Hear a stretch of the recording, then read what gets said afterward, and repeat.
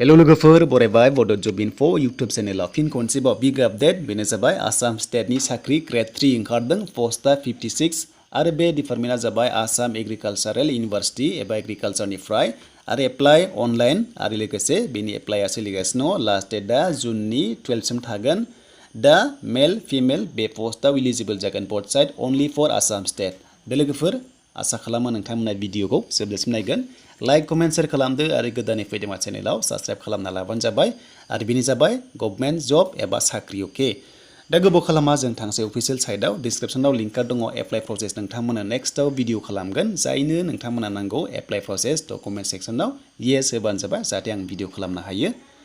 दा बिदिबा गोबाव खालामाना जों थांसै अफिशियेल साइटआव आरो नोंथांमोननि आसाम पुलिसनि काट अफ फैगासिनो दङ एसआइआनो जा बा कनस्टेबलआनो जा थ' बिनि सायाव काट अफ फैगासिनो दङ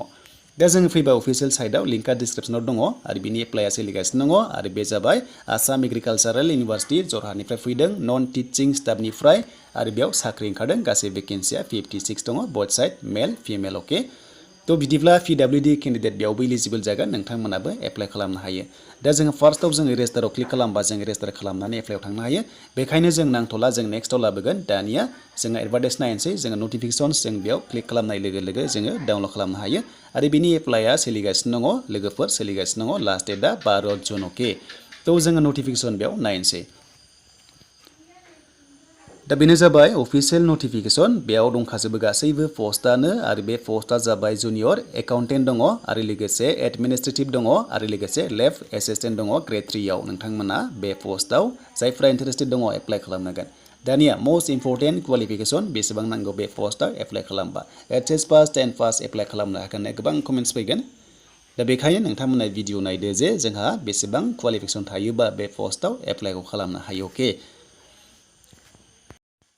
आरो मोजां चान्सआ बेनो एसटिपिआव बेकेन्ट दङ थ' नोंथांमोना बेकेन्ट पस्ट मोनगोन एसटिपिनि थाखायबो दा फार्स्टआव दङ जोंहा एडमिनिस्ट्रेटिभ एसिस्टेन्टआव फैयोब्ला गासै पस्टआ 27 गासैखौबो लानानै बेखायनो एसटिपिआव 6 दङ एसटिएचआव 3 दङ इउआरआवहाय 8 दङ पिडब्लिउडि 1 इडब्लिउएसआव दङ 5 बेनिफ्राय ओबिसि एमओबिसिनि थाखाय 3 दङ गासै 27 स्केल फेया 14,000 निफ्राय 49 सिम जागोन प्लास ग्रेड पे थायो 8,700 पर मान्थ मोनगोन मिनिमाम क्वालिफिकेशन इज ओनलि डिग्री पास पार्सेन्ट नाङा देयर इज नो percent only degree pass apply खालामनांगोन बेनो जाबाय साइन्स ना जा आर्ट्स जा कमार्स जा एनि वान बेनिफ्राय जायफ्रानोखि डिप्ल'मा दङ बांसिन बेवहाय चान्स दङ आरो जायफ्रानोखि कम्पिउटार सार्टिफिकेट गैया अब्लाबो एप्लाइ खालामनो हायो अके बेयाव पार्सेन्ट नाङा दे लोगोफोर पार्सेन्ट आरो कम्पिउटार सार्टिफिकेटआ कम्पालसरि नाङा बेयाव बयबो जायखिजाया सिम्पल पार्सनानो एप्लाइखौ खालामनो हायो दा बिदिबा सेकेन्ड पस्टआव जों फैनोसै दा सेकेन्ड पस्ट होनाय लोगो लोगो बेयाव दङ जुनियर एकाउन्टेन्ट दङ बेयावबो दा जोंनि एसटिपिआव साब्रै दङ एसटिएचआव सानै दङ इउआरआव सासे दङ पिडब्लिउडि सानै दङ इडब्लिउएसआव 5 दङ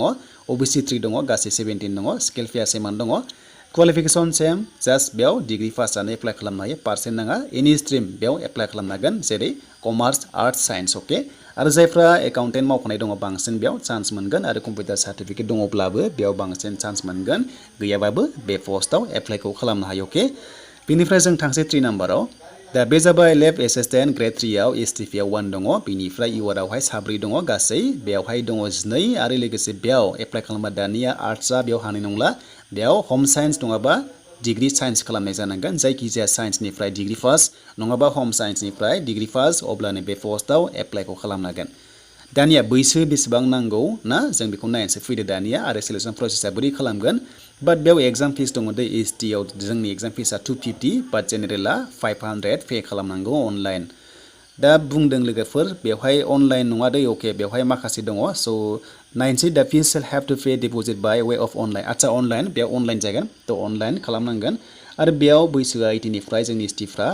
45 इयार्ससिम एप्लाइखौ खालामनो हागोन लोगोफोर 45 इयार्ससिम एप्लाइ खालामनो हागोन बे पस्टआव एग्जाम जागोन आरो एग्जाम डेटखौ उनावहाय नटिफाइ खालामगोन एनाउन्स खालामगोन अफिसियेल साइटआव आरो जेब्लाना एग्जाम डेट होयो आं नोंथांमोनजों शेयार खालामगोन अके दा बेखिनियानोसैमोन नोंथांमोननि एप्लाइआ स्टार्ट जाबाय लास्ट डेटआ जोंनिया जुननि 12 सिम थागोन थ' नोंथांमोना थाबैनो एप्लाइखौ खालामदो आरो एप्लाइ प्रसेस भिडिअ नोंथांमोनजों थाबैनो लाना फैगासिनो दङ दा लोगोफोर बेनोसैमोन जाय नोंथांमोना चेनेलाव गोदान साबस्क्राइब खालामना ला जाहाथे गोदान अपडेट मोननो हायो